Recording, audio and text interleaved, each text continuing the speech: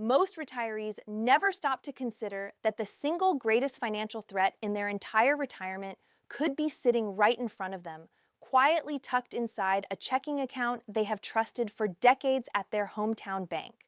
But that is exactly the reality.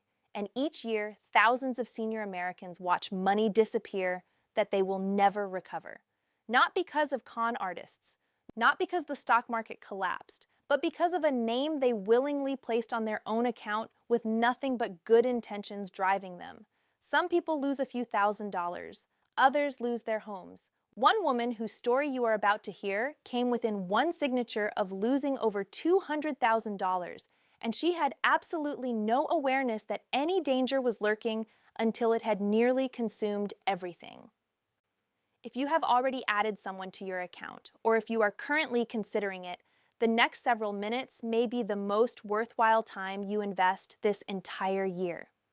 Welcome to Retirement Guide, the channel where we sit down and work through the confusing and, quite honestly, sometimes deeply unfair rules that shape retirement in this country so that you can safeguard the money you devoted your entire working life to building. If you are finding this useful, take a brief moment to subscribe.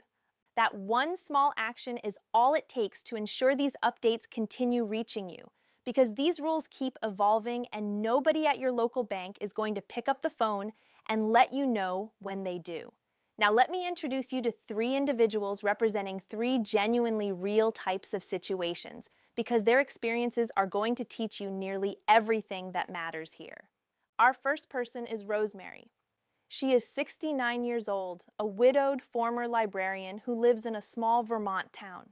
Rosemary is someone who takes great care with everything. She clips coupons. She pays every bill the moment it arrives. She has never once in her life bounced a check. But being careful and being fully informed are two entirely different things. And Rosemary made a choice that felt warm, simple, and loving.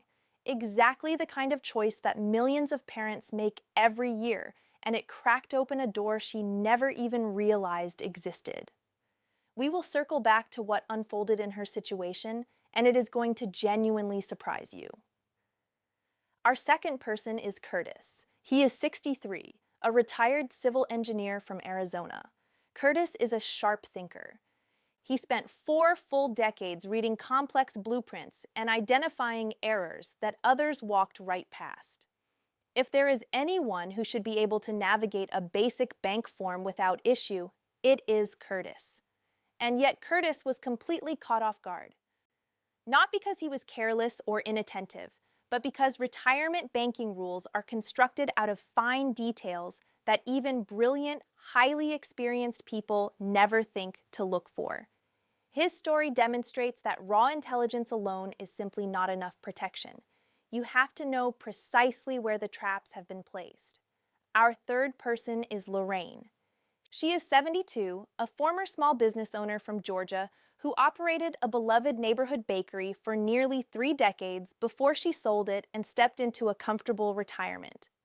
Lorraine has solid money in the bank, a fully paid-off home, and an entire lifetime of managing her own finances. She is exactly the kind of person who says, "I have been handling money since before you were born, and I know what I am doing." And that confidence, that completely understandable and well-earned confidence, is precisely what nearly wiped her out. Keep Lorraine in the back of your mind, because her mistake is the one that tends to catch the people who feel the most secure. So let us begin at the very core of all of this.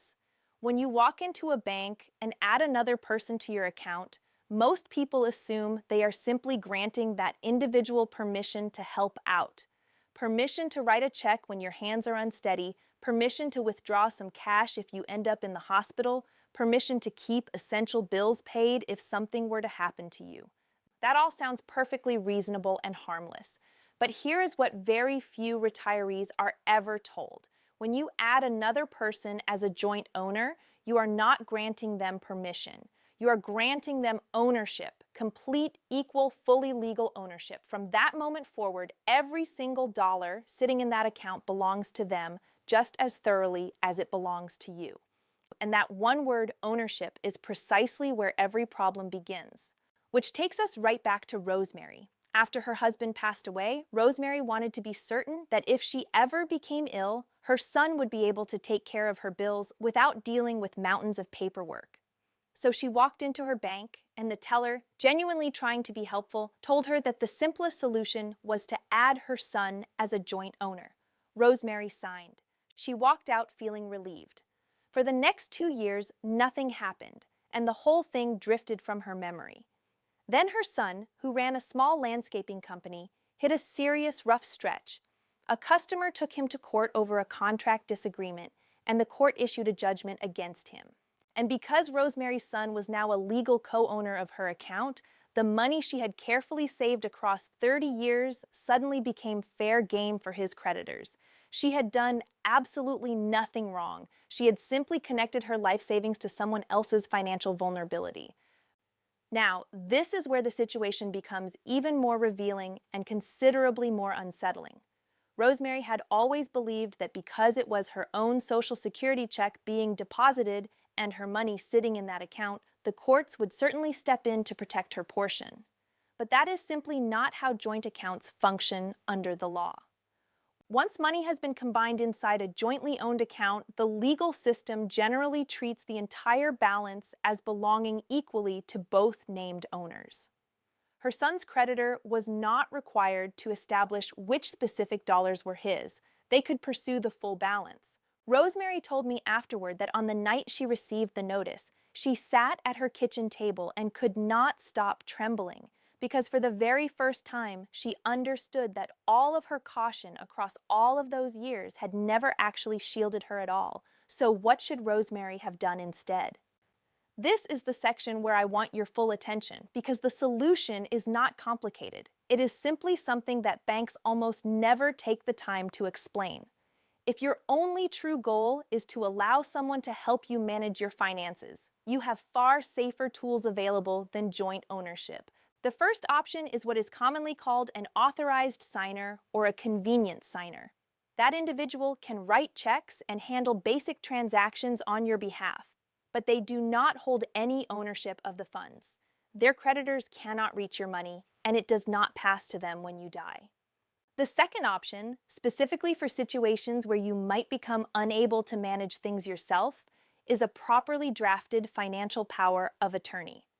This is a legal document that allows a trusted person to act on your behalf without ever becoming a co-owner of even a single dollar in your accounts. Same practical help without any of the associated danger. And if your primary goal is simply to ensure that your money passes smoothly and without delay to your loved ones after you are gone, there is a wonderful and often overlooked tool called a payable on death designation, which sometimes appears on forms as a beneficiary designation or a transfer on death account. You remain the sole owner of the funds for as long as you are alive. Nobody else can access them, but the instant you pass away, the money transfers directly to the person you designated, quickly, privately, and entirely outside the lengthy court process known as probate. Rosemary ultimately had her son removed as a joint owner and set up a payable on death designation in its place. Her son can still receive everything when the time comes, but his business difficulties can never again extend their reach into his mother's life savings. She told me she finally sleeps peacefully through the night again. Now pay close attention, because this next mistake catches even seasoned retirees completely off guard, and it is the precise reason I wanted you to meet Curtis. Curtis, our highly capable retired engineer from Arizona, fell in love again. Several years following his divorce, he met a remarkable woman. After dating for approximately a year, she moved into his home. Curtis wanted to demonstrate that he trusted her fully, that the relationship was serious and lasting. So he added her name to his primary checking account, the very account where both his pension and his Social Security arrived each month. To Curtis, this was an act of love and partnership. He did not think of it in financial or legal terms whatsoever. And that, right there, is the precise blind spot. Here is the trap that Curtis, despite all of his considerable intelligence, never once detected. The person you add to your account does not have to do anything deliberately harmful for that decision to damage you. Remember that a joint owner holds complete access to every dollar. They can withdraw the entire balance at any moment, without your permission and without notifying you. There is no rule capping their withdrawal at half. There is no requirement that they consult you beforehand. Curtis assumed that because they were committed partners, any financial decision would naturally be made together. But the bank has no interest in your personal relationship. The bank only recognizes whose name appears on the account, and both names were there.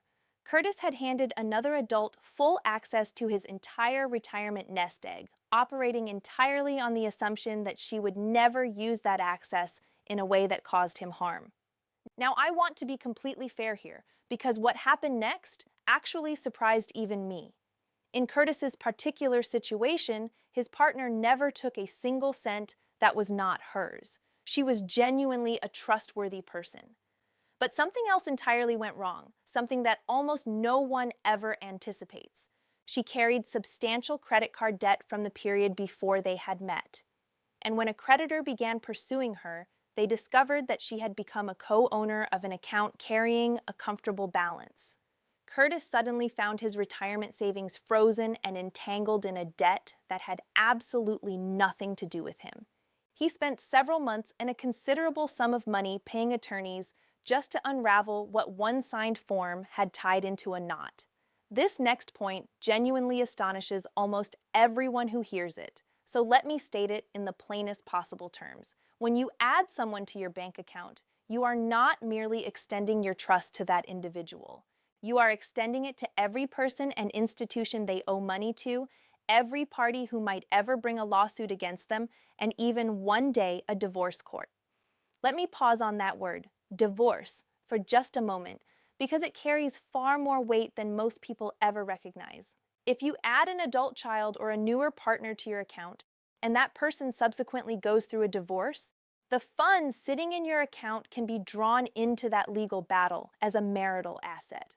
Consider that for a moment. You could find yourself watching a portion of your own carefully accumulated life savings handed over to your child's former spouse, or your partner's former spouse, someone you may have barely ever met, simply because two names appeared together on one account. This is not some rare, dramatic horror story. It unfolds quietly every single year across this country, and the retiree almost never sees it approaching until the moment it arrives on their doorstep. So what would have been the right approach for Curtis? Love and financial security can absolutely exist together, but they benefit from a modest boundary between them. If Curtis genuinely wanted his partner to have the ability to help manage shared household costs, the thoughtful solution would have been to open a separate joint account designated exclusively for those expenses, funded with a set, limited amount each month, while keeping his pension and Social Security deposits flowing into an account that remained solely in his name. That way, if anything had gone wrong, only the smaller shared amount would have been exposed, not his entire retirement. What happened afterward completely reshaped how Curtis thought about the whole situation. Once he truly grasped the risk he had been carrying, he restructured everything deliberately and carefully. He preserved the relationship, and he preserved his financial security. And he told me he wished with everything he had that someone had walked him through this before he ever set foot in that bank, because he would have handled it correctly from the very beginning. Now here is the section I most want you to absorb, because it brings us to Lorraine. And Lorraine's story is the one that genuinely stays with me. Lorraine, our self-assured former bakery owner from Georgia, is precisely the type of person who feels entirely certain that none of this could ever apply to her. As she moved further into her later years, she hired a kind woman to assist around the house several days each week, running errands, driving her to medical appointments, picking up groceries and household supplies. Over time, Lorraine came to genuinely rely on her, and even to think of her as a friend. And to make those errands more convenient so the helper could purchase groceries and take care of small bills without requiring cash up front, Lorraine added her to the checking account as a joint owner. In Lorraine's mind, it was purely a practical arrangement. She trusted her own instincts about people. She always had. This is the type of mistake that neither experience nor a long record of past success will protect you from. And here is the reason why. Lorraine had operated a business for 30 years, which led her to believe she could assess people clearly and manage financial matters with her eyes closed. But being skilled at running a bakery is an entirely different thing from understanding banking law, and confidence has a particular tendency to glide right over the fine print without ever slowing down. For the first several months, everything proceeded smoothly. The helper purchased groceries, settled the small bills, and Lorraine did not examine the statements with any particular scrutiny, because why would she? She trusted her completely. And that gap, that unexamined space between trust and careful attention, is precisely where danger takes root and quietly grows. Then one afternoon, Lorraine's niece stopped by for a visit and happened to glance at a bank statement sitting on the kitchen counter. She noticed several withdrawals that did not correspond to any groceries or household bills. They were small at first, then progressively larger. When they added everything together, the helper had quietly taken more than $11,000 across several months, withdrawing a little at a time, relying entirely on the fact that Lorraine was not keeping a close eye on things. And because Lorraine had made her a legal joint owner of the account, in the eyes of the bank, the helper had every right to that money. She was an owner on record. She had not broken into anything or bypassed any security. She had simply made use of the access that Lorraine had handed her directly. Recovering that money became an exhausting and painful uphill struggle, and a large portion of it was simply gone for good. Now here is the element that makes Lorraine's story so critically important, and I want you to sit with this fully because it has the potential to protect you from losing a genuinely significant amount. If Lorraine's mental clarity had diminished even slightly more, if she had been fully dependent on that helper without even one family member periodically checking in, that $11,000 could easily have grown to $50,000 or $100,000 or everything she had. This is among the most common ways that older Americans silently lose their retirement savings. And it almost never resembles a dramatic or obvious crime. It looks like a helpful individual, a trusting senior, and one signature on a form that unknowingly gave away far more than was ever intended. So what should Lorraine have done differently? The exact same core principle we return to again and again.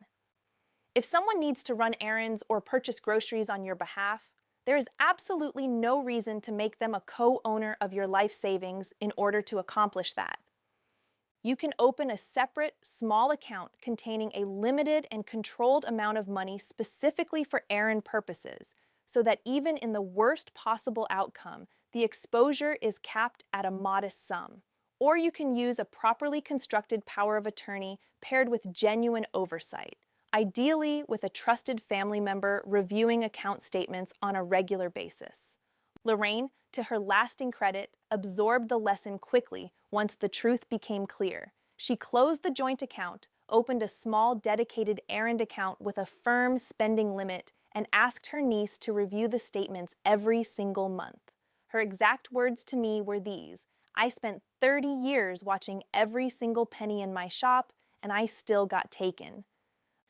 So please, tell people not to drop their guard simply because they believe they are too experienced for this to happen to them.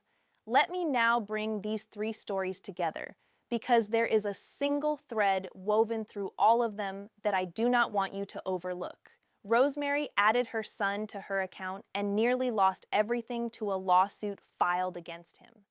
Curtis added his partner and found himself tangled up in debts that were never his to begin with. Lorraine added her helper and watched thousands of dollars quietly vanish over a matter of months.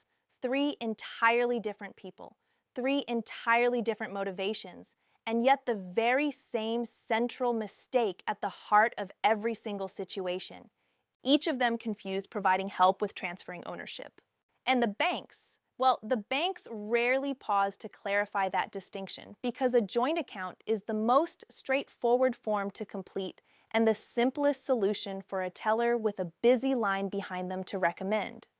So let me be very direct with you about the three categories of people you should think very carefully about before ever adding to your bank account. And keep in mind, this has nothing to do with love or with trust. It is entirely about protection.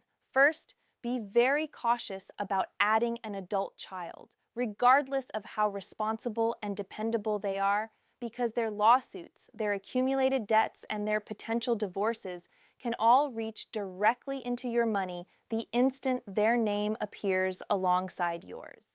Second, be thoughtful about adding a new spouse or a romantic partner, particularly in the earlier stages of the relationship, because their financial history becomes your financial exposure the moment the paperwork is signed. Third, never add a caregiver, a household helper, or a personal friend as a joint owner, because that arrangement creates the single most accessible opportunity for financial loss that exists anywhere in retirement, and it occurs far more frequently than anyone involved ever wants to acknowledge. Now, I understand what a number of you may be thinking, because I hear this concern consistently.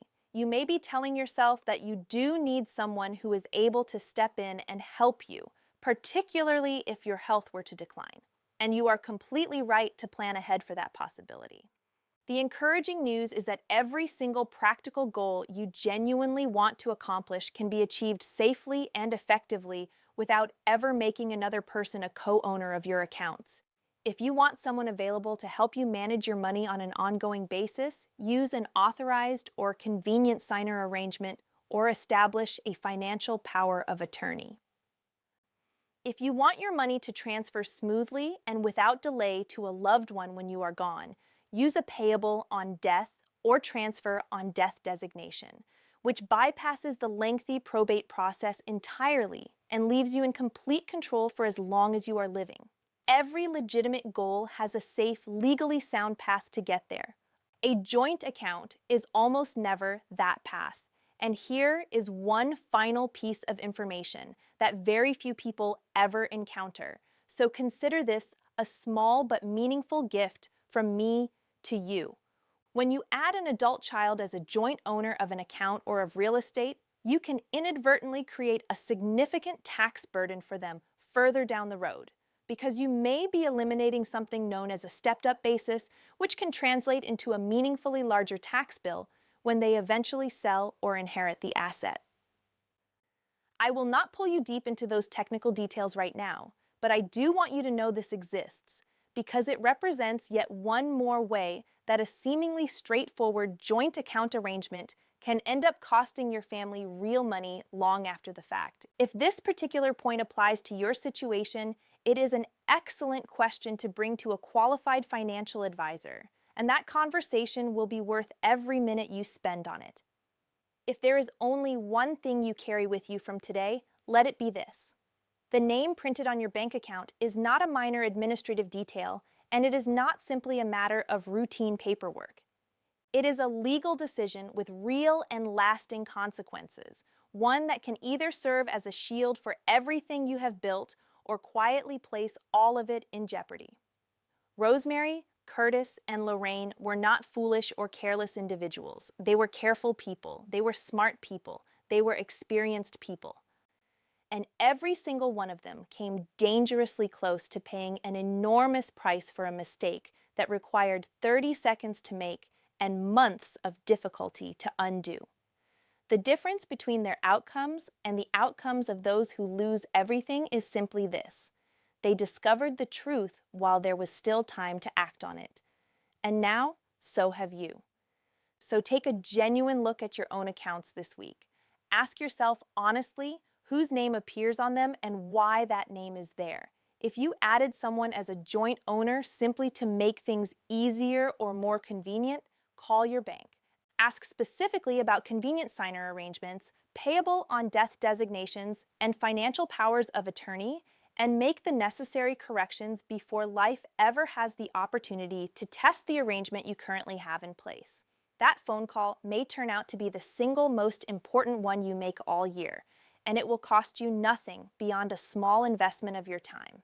If this video has opened your eyes even partway, please do me a favor and subscribe, because I create these updates specifically to help you stay ahead of the rules that nobody else takes the time to explain clearly. Share this video with a friend, a sibling, or a neighbor who might have a name sitting on their account that they have never thought twice about, because doing so could genuinely protect them from a loss that would break their heart. And I would truly love to hear from you in the comments below. Which of these three situations surprised you the most? Or have you witnessed something resembling any of these stories happen to someone in your own life? Your experience shared in the comments could be the very thing that spares someone else who reads it from making the same mistake. Please keep in mind that this video is intended purely for educational purposes. For guidance specific to your personal financial circumstances, always consult a licensed financial advisor or reach out to Social Security directly at ssa.gov.